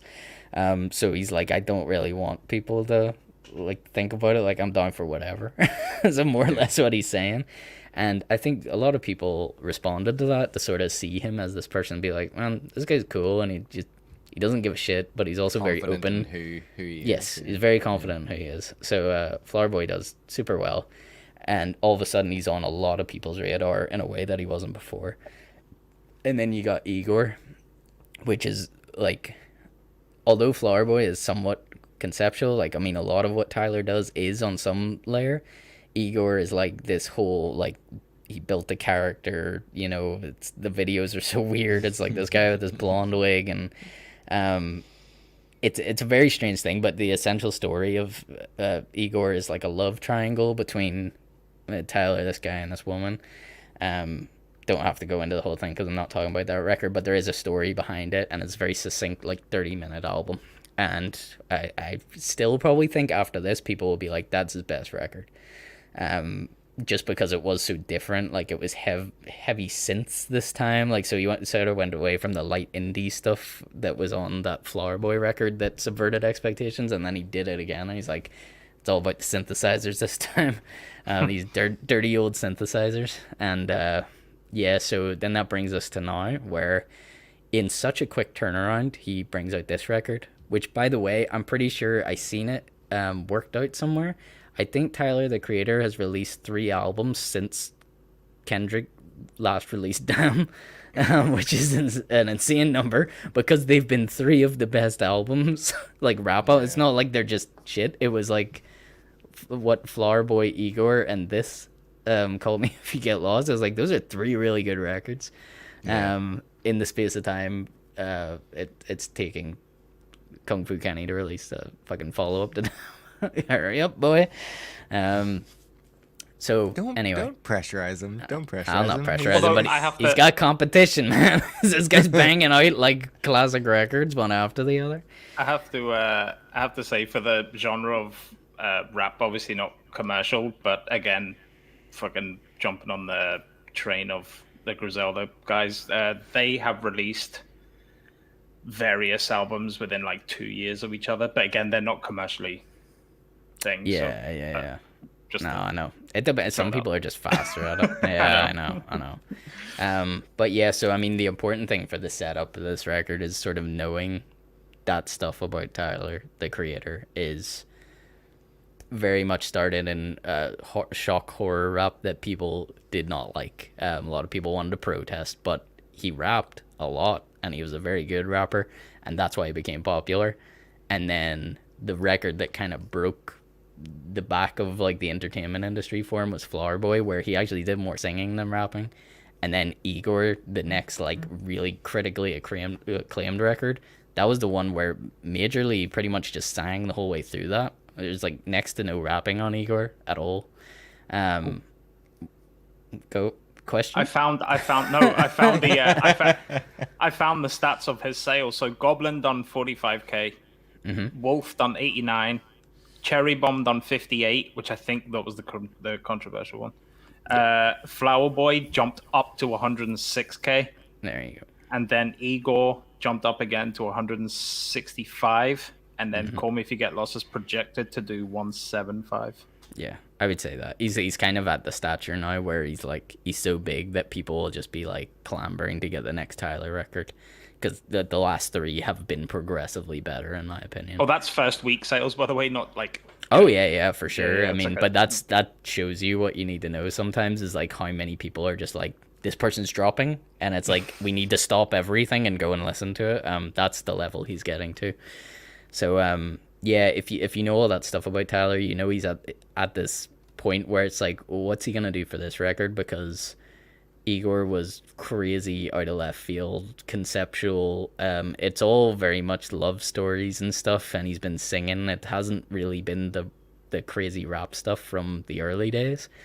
So whenever you get this record, straight away, you know, you come in, you get DJ drama, so you've got this old school hip hop mixtape feel. He definitely starts the thing out rapping straight off the bat, delivering some like amazing bars. Like the lines on this thing are so good throughout the whole record, and yeah, he introduces you to this character.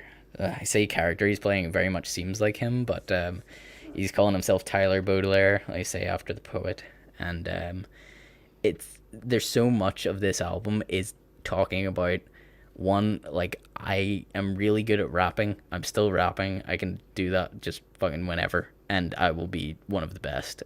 Two, I have a lot of money now, like a lot of money, like so much money you don't even know.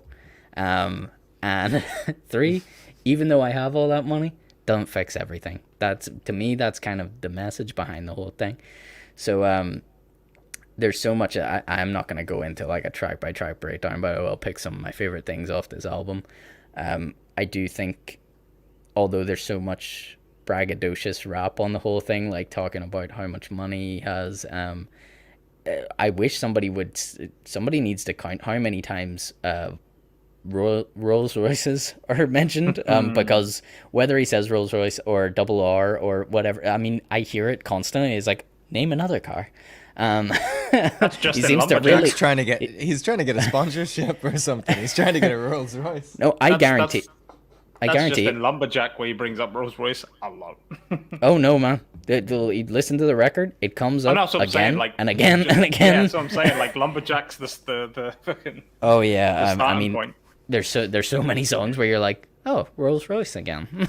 He seems to really like those, and he also says talks about Geneva like so much, going to Geneva again. Just like, I don't know if this is focused in on one point in his life, one thing that happened or whatever, but he constantly bringing up going to Geneva for a holiday.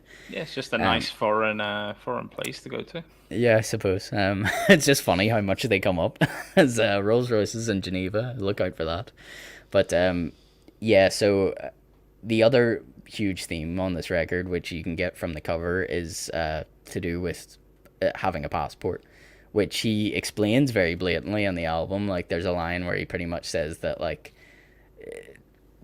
his passport, like, opened the world up to him. You know, it's like, you know, he remembers the first time he left Los Angeles, and he's just like, that was a big thing to him to get out of his bubble. And, like, that's an escape for him, is like, now that he has this ability to travel wherever he wants. Even whenever he was younger and it was just going from LA to somewhere else, that was a big change, and it kind of got him out of a certain point in his life, and now he uses that all the time. It's like he can jump from here to here to here to get out of a situation. So it's like, to him, that's an escape, to get away from things.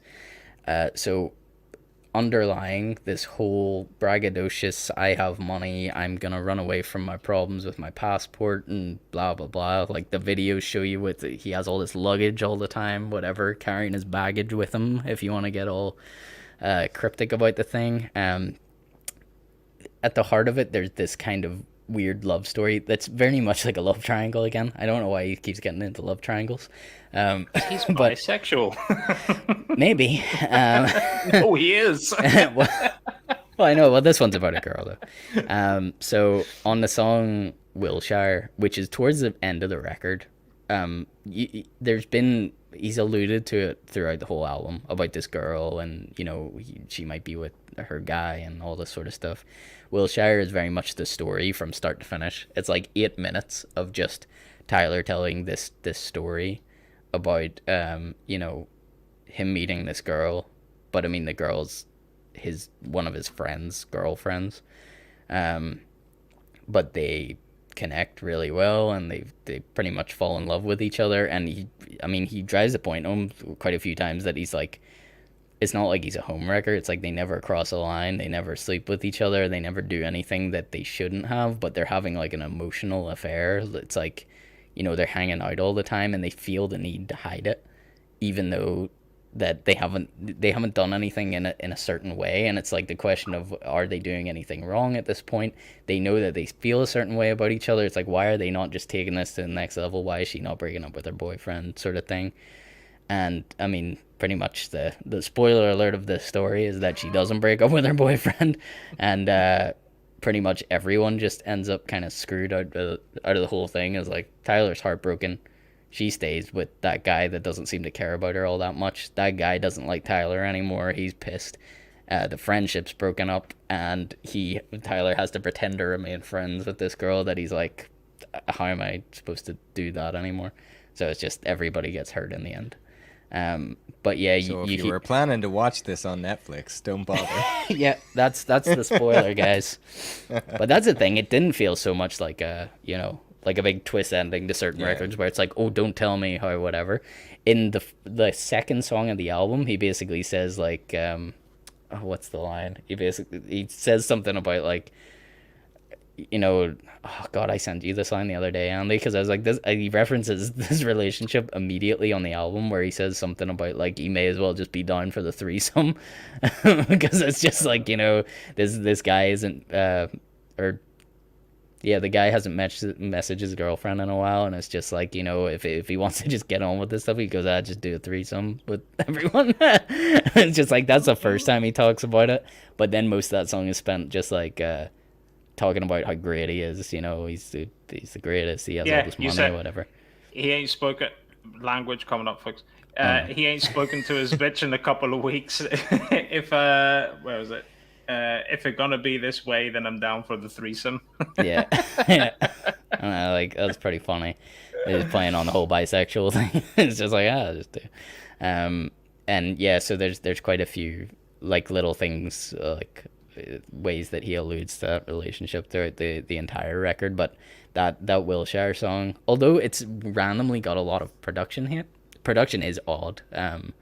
There's like pretty much just constant static in one headphone, which is a bit weird. I mean, Tyler's production is really crazy already, but this one kind of stands out as like, oh, this sounds really whatever.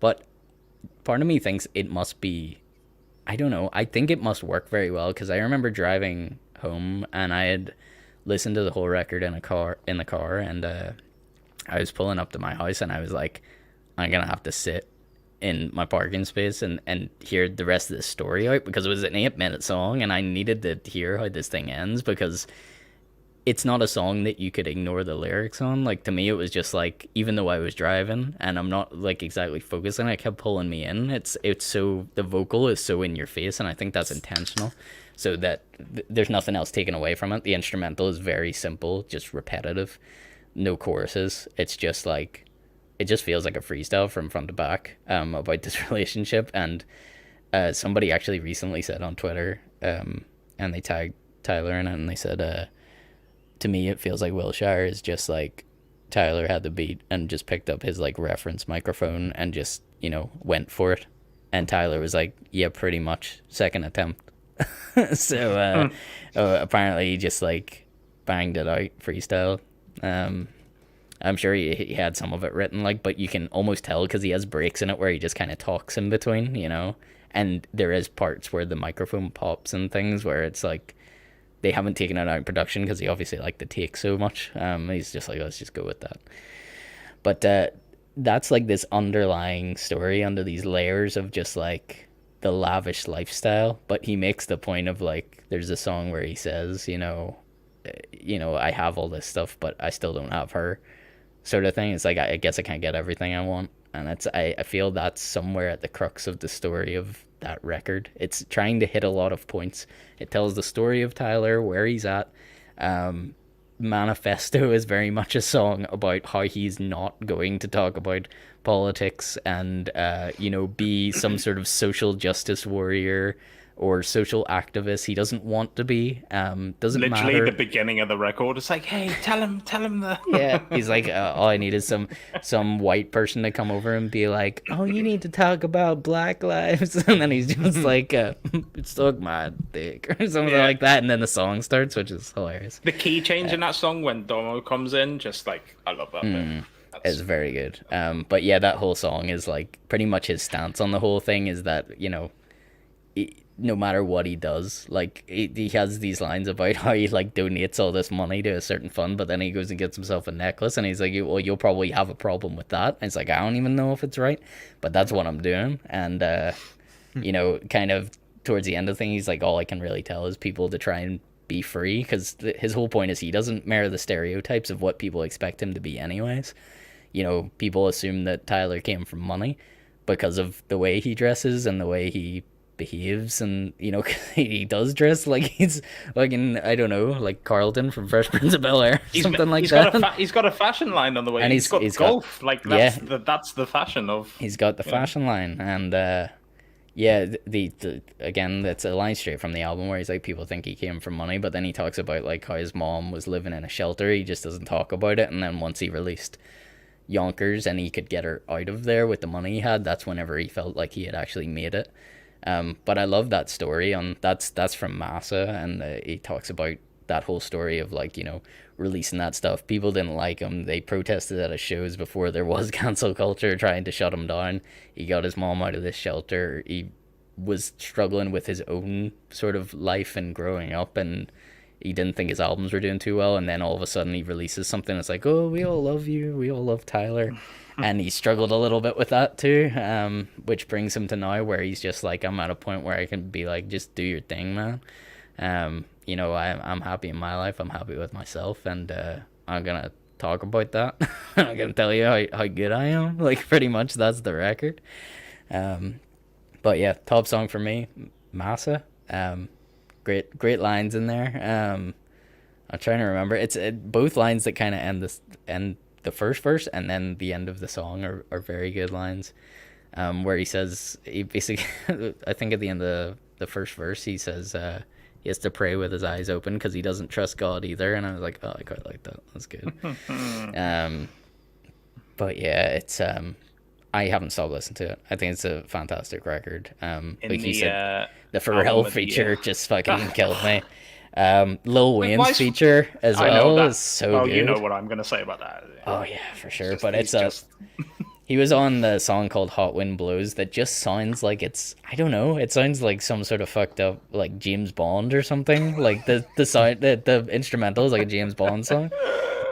And it's like, what is this? There's some sort of woman singing in the background being like hot wind, and it's like all these flutes and shit.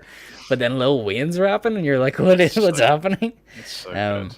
And then It'll be like album of the year, I'm sure. I But- would say so, yeah. Unless So- Kenny comes out.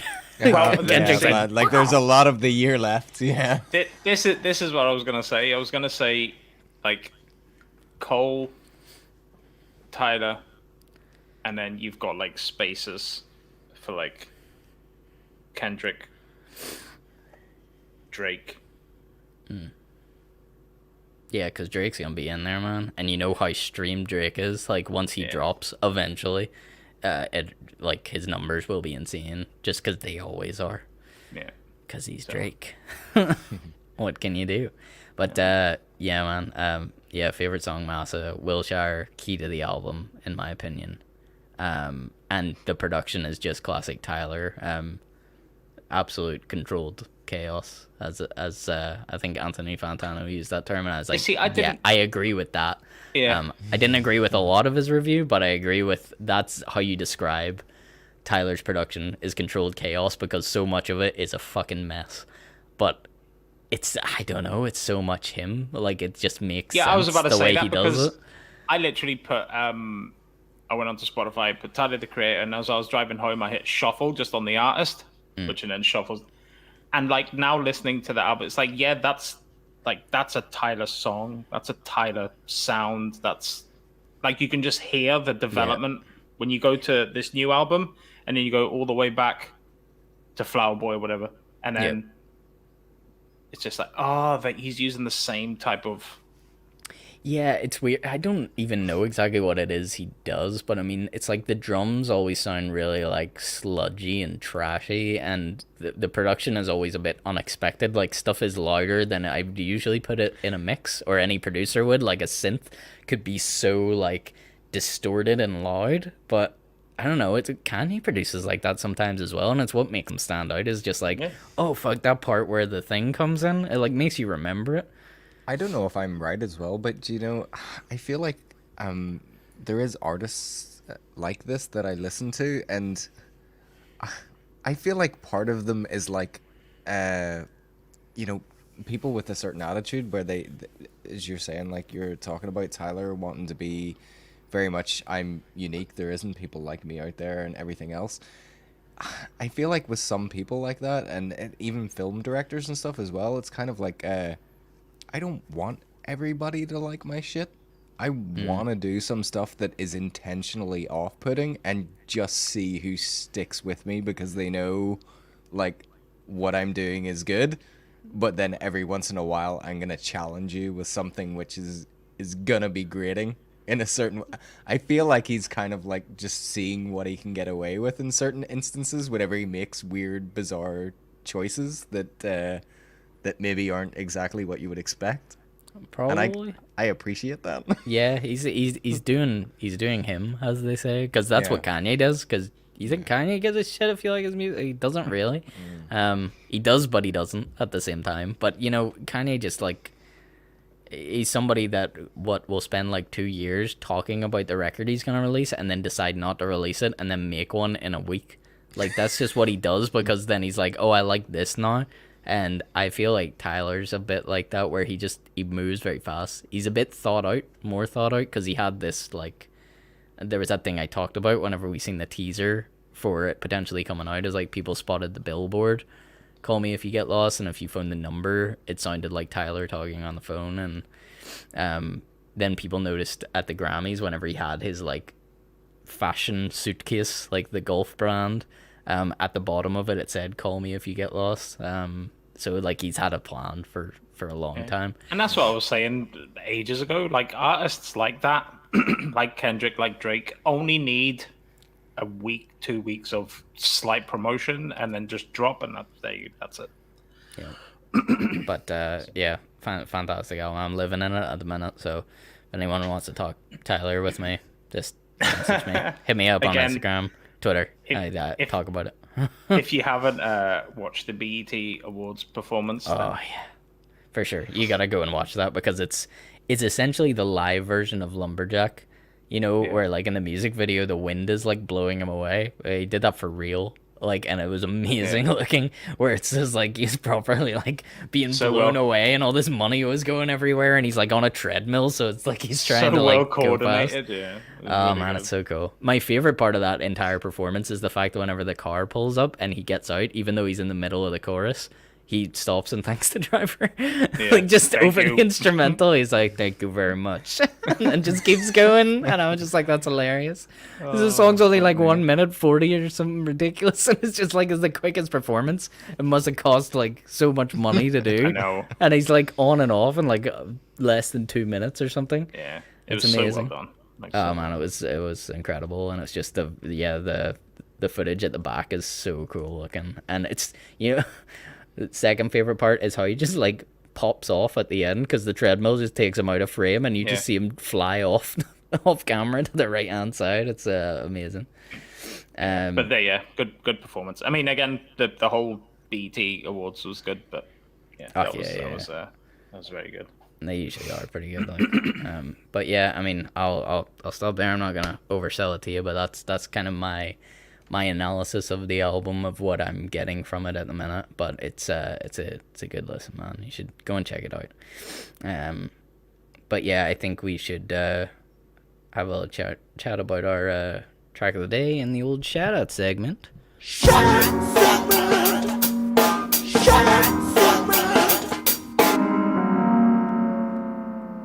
So we run a thing called Track of the Day on our Instagram, and if you haven't followed us on it, why the hell not? Go over there and follow it right now. It's your Spaceship. So this week we have a single called Monoxide, and by A.N.J.A. Is there a pronunciation to this? Because I'm not sure. Should I be saying A.N.J.A. or should I be saying A.N.J.A? I thought it was the name Anya. Anya. That's the way I've been saying it, but yeah, I don't know. It's just because there was full stops, and I was like, I don't know whether to spell it out, and I feel really bad whenever people come in with the band names or the artist names that I don't know. We've done it 100 times, so We if you're have done saying it, wrong. Yeah. It's fine. We love your music. Just get in touch and correct Yes, us, yeah. and then It's hard until you sit and hear somebody. It's like, oh, that's how they say it. That's fine. But yes, well, I'm spelling it out anyways because you're gonna have to search it in Spotify. So it's A.N.J.A.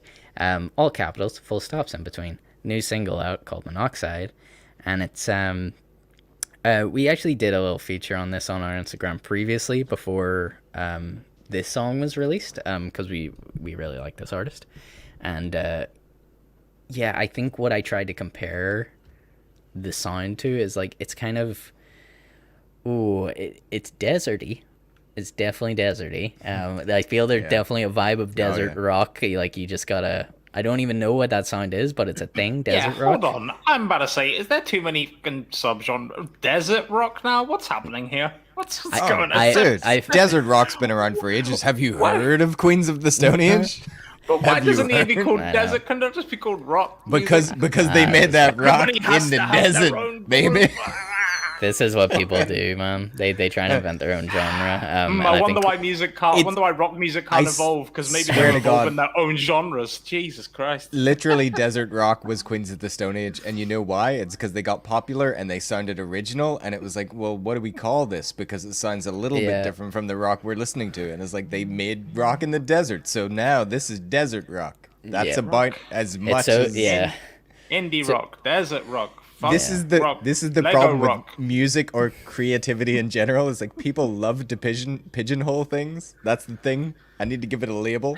It's like if there isn't an already existing label, I'm gonna make it up, and everybody's gonna remember me for making up the label. Do you know what Drake is?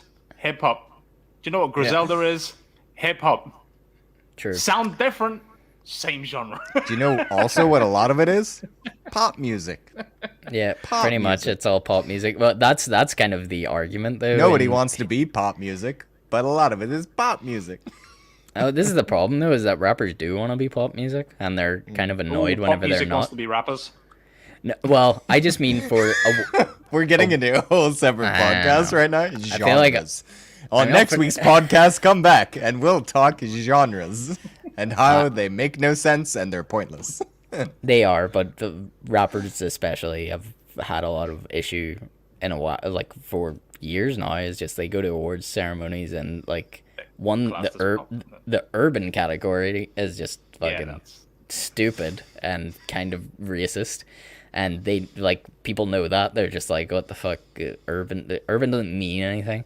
It's just basically trying to say what you look like before they give you an award.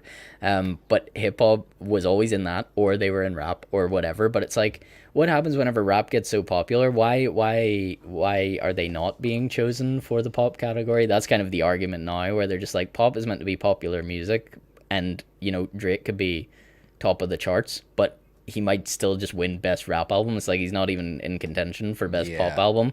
And people have talked about this, high profile rappers, where they're just like kind of pissed off, and they're like, you know, why are you so dead set on putting that in there? It's like, this is more popular than the albums in pop music, and it's like the whole name is gone.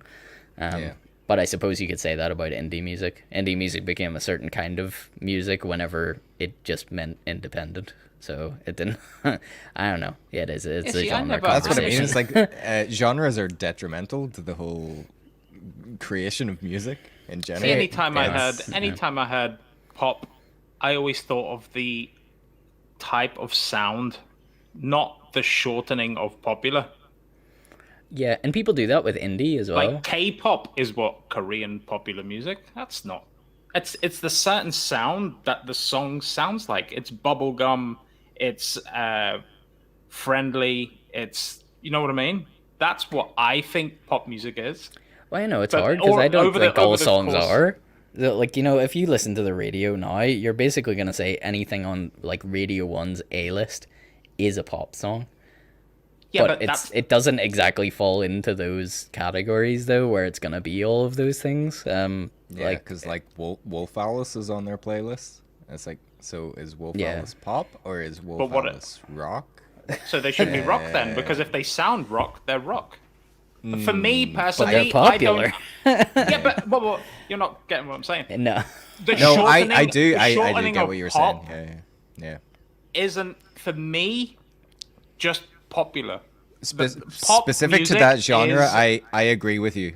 It's, NSYNC. it's a specific voice. It's a specific sound. It's It's as Olivia you say, Rodrigo. It's that's pop Yeah. music. But then know- some people, that's what I was saying to you earlier, are trying to lump her in with the pop, pop punk revival. So like, which is kind of more of a rock thing. But yeah, I suppose there's pop in Yeah. the title. Yeah. I know exactly what you mean. Look, it's the exact same thing as indie as the other That's- example. Is that people hear indie rock and they think Mac DeMarco now. It's like, well, that's not really it's not one Especially specific sound. Naughty's indie was nothing like was pretty much Mac British DeMarco. British Yeah, rock. Like yeah. was just these British rock bands were indie rock, which wasn't a thing either. But I mean, it just used to mean independent. That's what it was shorthand for, Yeah. and pop was And I- shorthand for popular. So it's just That's what I mean by it's all hard to- detrimental because Yeah, it's it's just hard to ever work with. changing and it's just a Takes box away to from the try and genre. put stuff in. It's weird. And also, Mac DeMarco, did you watch his Kenny? I haven't seen it yet. I haven't Oh, seen it yet. spaghetti! That's all I'm gonna say. Oh man, I can't wait. I can't wait. I love him. I love Mac. Sorry, Um, I interrupted the shout. Go. So, Monoxide, Desert I'm, Rock. I'm so sorry. By the way, we do this yeah, every fucking time. We're really bad at promoting people's music. it is it's either Anya or Anja because the I was gonna say decimals, the full stops in between the name. Her full name is Anya Romer, so okay. that's her first name, and it's Okay. either Anya or Anja. I'm You gonna said say Anja, I said Anya. Oh, I'm gonna say guess it Anya. is rock. Anya sounds She's right. also originally from Germany. If that helps you with the pronunciation, it doesn't. I help never. me. Well, I never studied German. Do they do soft J's like jogging? Jogging. Jogging. I believe it has a soft J. I'm gonna say it's called. I'm gonna say it's called A.N.J.A. then. That's what I Anja think it's called. or Anya. I don't know. I'm gonna go with Anya. And if we're wrong, please tell us. But it doesn't. You know what? At the end of the day, it doesn't matter. People know how to spell it. A.N.J.A. Full stops in between. All caps. Search it on Spotify and follow. It's full Every stop time music. every time this happens, I like to just remind people as well. Anya or Anja, like have no fear in correcting us because this becomes a thing, and then you just get talked about on next week's show and the show after. Because does anybody else remember the blood bollocks fiasco? That's yeah. unreal. Yeah. Yeah, but that's what happens though you whenever need that you're. sound effect. Wow, wow, wow. Yeah, I'll get that on. There. Because 3 points, 3 historical points of the podcast was Ugandan Jurassic Park, that bollocks, and used to saying exactly the same words at exactly the same time only a few weeks ago. For me, 3 those are your high Thank you, mate. points. highlights. I think you missed my flu episode. That was like the Michael so that was- Jordan flu game. That was me on the podcast where I was done. 40 minutes long. I was Also, all the medicated up. spontaneous, which looked scripted, accidentally in the middle of our 50th episode theme song, kicking out the audio. Oh yeah, that was awkward. That actually looked like it was like out of like a awkward comedy, like The Office or I something. can confirm that Like it was we- not. That was completely accidental. Yeah, that was. I wish I could write comedy like that. That'd be good.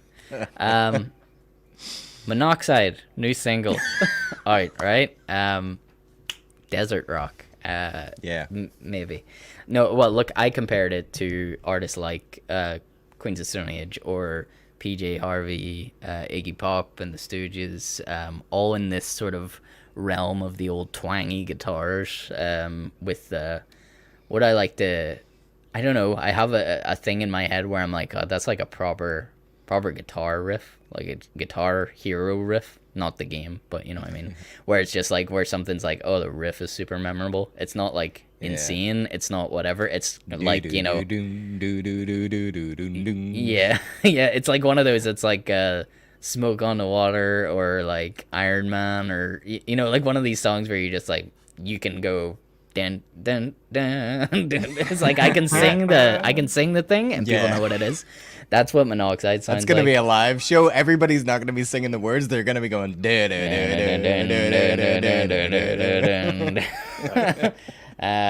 Yeah, But, man, it's yeah. really good. It's a really What good I like as song. well is like the verses are kind of like gritty, and then like all of a sudden you have Oh. like this like. Yeah, the reverb and the delay soaks the song because it does sound. It sounds all trashy, like trashy drums, sort of grittiness, and the verses like this Iggy Pop sound, this early Queens of the Stone Age sound, and then it's like all of a sudden the reverb on the vocals and the delay comes in and like the chorus hook, and it's just it really brings it together, and you're like, oh, this is beautiful.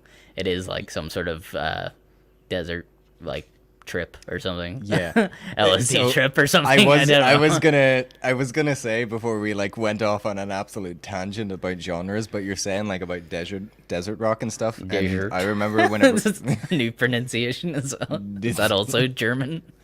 yes, I believe it's pronounced desert. I'm just gonna do the rest of the episode in German. No, yeah, that's not gonna work. Probably not because you can't speak it. I could try.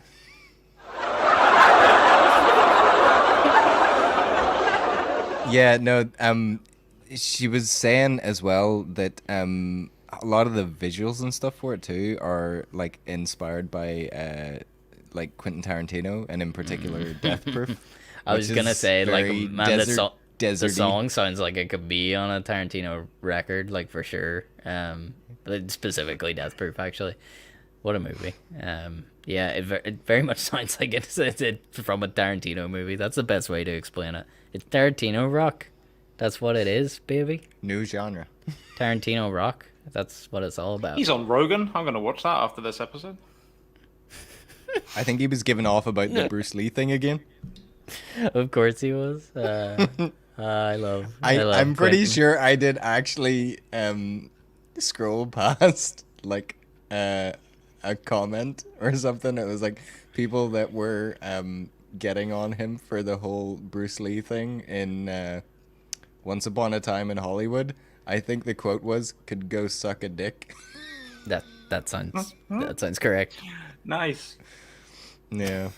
I can't think of Quentin Tarantino anymore without that video where he like slaps that guy outside the thing coffee. and then walks off with the so he walks out of that building and then some guy's in his face trying to video him and he like slaps his camera and then runs off and then the guy comes after him and he's just being a dick because he's just like, hit me then, like hit me, and then he it's like all of a sudden how cool he gets about the whole thing and he's got like his little tin and he's just like, nah.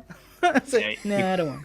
He turns into one of his characters. Yeah, nah, I don't want. I don't know. There's that Chris D'Elia did it on his podcast, and Jesus Christ, I watch that video all the time, just crying with laughter. It's just the whole they keep pausing it because it's just the way he becomes so cool and collecting. He's like, nah, I don't want. And he's just like, he goes, if I had my way, I'd be whooping your ass up and down this street. And then he just walks off, and I was like, nobody says that in real life. that's and those guys on that podcast, like Chris and his brother, were just like, that's why he's such a good writer. He's writing lines right in real life. He just says stuff like that off the top of his head. He's like, that's why he's such a good writer. He's like, I'd be whooping your ass up and down the street. Imagine saying that to someone. He's Quentin Tarantino. He's like a twig. I don't believe that he could whoop someone's ass. But yeah, and then he just walks off with his little Starbucks and his big puffy jacket. I don't know. What a guy. But yeah, this song kind of sounds like that. Yeah, go check it. It's our track of the day. Monoxide by A.N.J.A. A.N.J.A. All capitals. Find it on Spotify. Go to our Instagram and you'll be able to see the track there as track of the day. And a little brief description. And I think that brings us to the end of the show, everyone. Should have a sad sound effect where everyone goes boo. I did want a boo sound effect at one point, but I feel it will be overused. So I won't. I will not do that. Thank you, everybody, for tuning in. If you haven't, please subscribe to the channel. And you can follow our Instagram, you can follow our Facebook and Twitter. We got all those social medias. You can follow Nandez on his Twitch account. You can follow me on Instagram. You can follow Hungry Ghost on Instagram. This has been Six Step Bro. It's been a pleasure. Go listen to our track of the day. Go and listen to Call Me If You Get Lost by Tyler. Matt Hancock. We need to find out who released that footage. We're on it, baby. We're on it.